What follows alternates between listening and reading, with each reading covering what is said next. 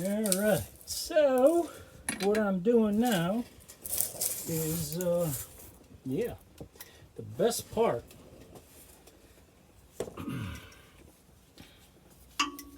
Removing the pan. Sometimes a dirty task, but nope, not this time. Power washed underneath. Everything is clean.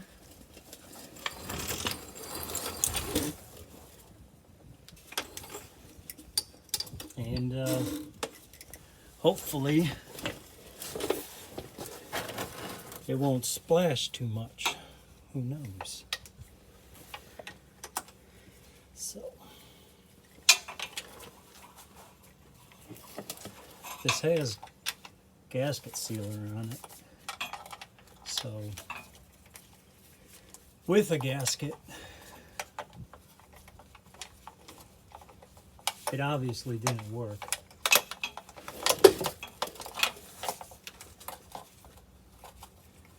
Now these transmissions, they have an update, and the update is for the pump to circulate transmission fluid in park. That is not done to this transmission, and the way you can tell, or a roundabout way you can tell, is if it's an old transmission, it may hum in neutral and it may not hum in park. Okay. Another way you can tell is if you go to check the transmission fluid in the winds. You know, of course the wind is blowing. As soon as the transmission starts dripping, the wind starts to blow. It's that's amazing. I was underneath here, you know, just I got the fan here, okay? And while setting up the vehicle, I put the fan underneath the vehicle so it can dry. And there's no wind. None. I was outside, I was power washing, doing this and that. As soon as I crack the transmission, it starts with the blowing. All right, I'm gonna close the other garage door and hopefully that'll help. So let's try this again. You know, the garage door is closed. Of course, it's a little windy, but it's not as bad as it was. And that's all I'm looking for.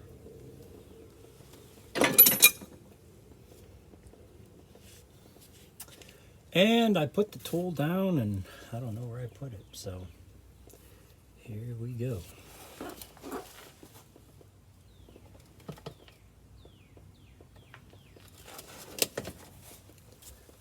Success. It wasn't as far as I thought it would be. It was right on the table. Who would have guessed? All right, let's see how much of this I can get on the floor.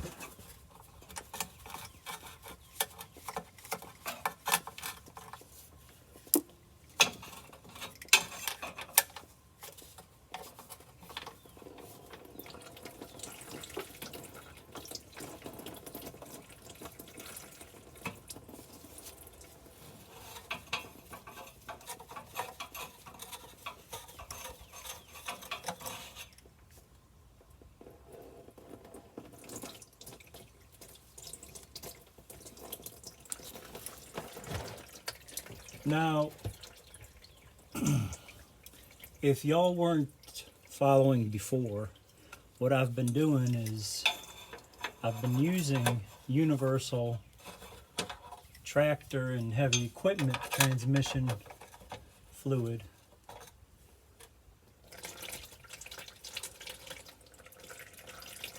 for a couple of reasons. One, sometimes depending on which one you get is a little thicker. like some transmission fluids are zero weight, which are the new transmissions. Others at the beginning of 2020, 2015 imports, they started using a 5 weight, and before that it was 10. I'm pretty sure that there were some 5s in there around that point, but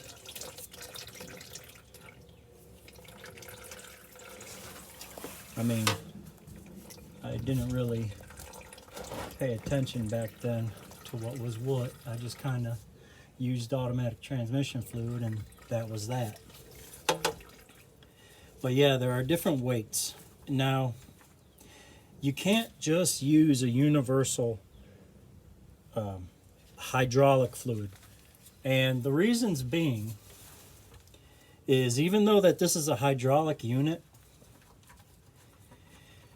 and some hydraulic units do incorporate solenoids and valves and actuators, and normally opened and or normally closed, or neutral solenoids. Most of them, if not all of them, I'm not going to say all of them because I don't know exactly what is out there. So I'm just going to say most of them do not have friction material, and hydraulic fluid, whether it be universal or purpose fluid, have a acid in them. And this is to keep those solenoids clean. And, well, it's just cheaper to process. It's less refining. So you have to be careful. You just can't use a hydraulic fluid. Transmission fluid, on the other hand, if it says transmission fluid and it's used for transmissions, then you know it's going to have a friction pack, because that's how transmissions work. Now, having a friction pack, they can't. All right, so here we go again. Sorry about that. The iPad ran out of juice, or not juice, storage. So I got the pan off, and this is, I just poured it out. This is what's inside. Yay, no snap ring. It's a positive. It's a positive. Here's the magnet, or not. There it is. Not bad. So here's the solenoids, which have a little bit of tarnish on them from being magnetic. And this is, that was dripping. I mean, it looks okay. It really does. I think maybe the filter may be getting clogged. I don't know. Sometimes you don't know till you start taking this stuff apart. So, I gotta get a Torx bit.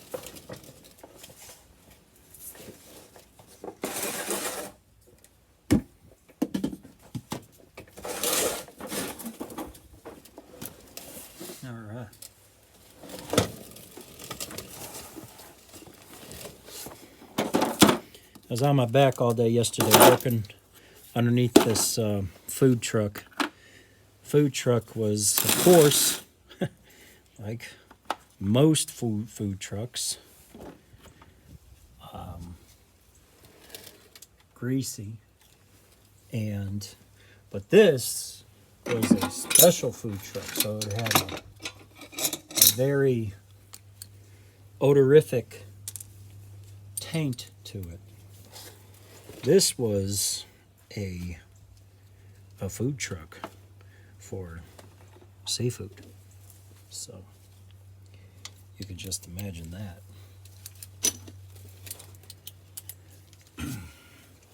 At any rate, I was underneath this thing. I had to drop the tank, which was a huge tank and heavy, which is no big deal. I mean, as long as you work safely, it's no big deal.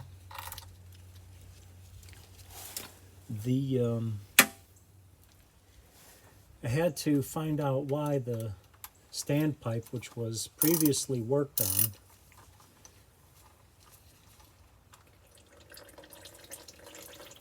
had failed to pick up more fuel.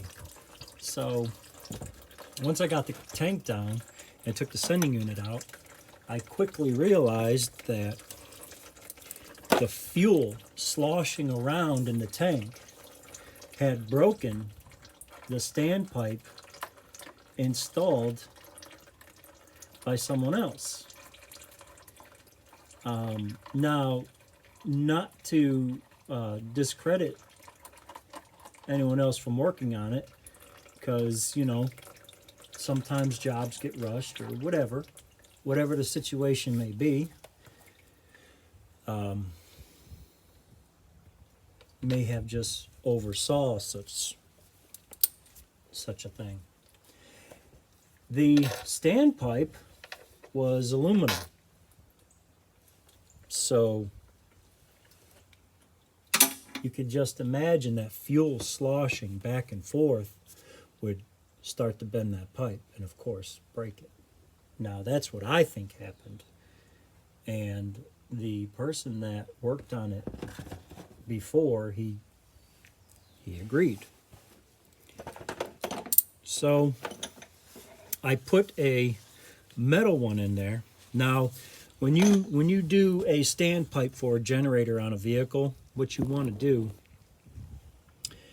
is have the standpipe, but curve it to where it's spring-loaded against the bottom. Okay, so it stabilizes. Okay, and at the end of the curve, you want to curve it up, so the pickup part is 2 inches below the bottom of the tank. Why do you want to do that? So it's important to do that because you don't want to be running a generator and all of a sudden run out of fuel and now you can't get home, so, or to the next gas station. So with that being said, make sure it's 1.5 inches, 2 inches off the bottom of the tank. And as always, put a screen on the end of it. Why a screen? Why a screen sock? Well, that is because a screen sock is actually engineered to remove any air that might get in there. It will pull fluid only. Now, once you get to the point of there is no fluid to pick up, then of course it is going to suck air. So that being said, I'm going to look this over. I'm going to take the solenoids out. I'm going to make adjustments, and while I'm here, and I got you guys. All right. I'm going to get to it and get back with y'all.